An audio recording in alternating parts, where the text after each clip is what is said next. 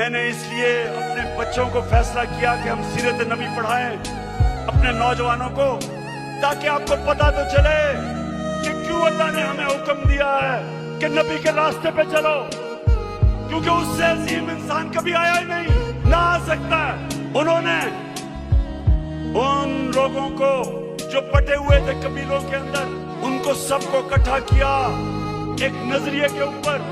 لا الہ الا اللہ کا مطلب ان کے دلوں میں گیا، ان کی زنجیریں ٹوٹی، زنجیریں جو انسان کو زمین پہ رکھتی ہیں۔ اقبال کے شاہین بنے وہ، دنیا کی انہوں نے امامت کی، اور یہ دنیا کی تاریخ کا حصہ ہے۔ میں یہ چاہتا ہوں آج کہ پہلے آپ لا الہ الا اللہ کا مطلب صحیح معنی میں سمجھ لیں۔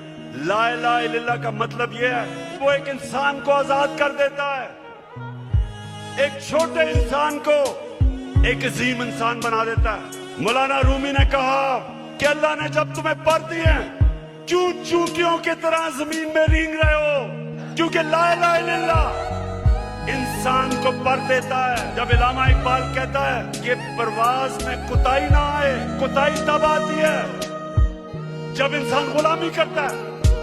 کبھی غلام بڑے کام نہیں کر سکتا، صرف ایک آزاد انسان بڑے کام کر سکتا ہے۔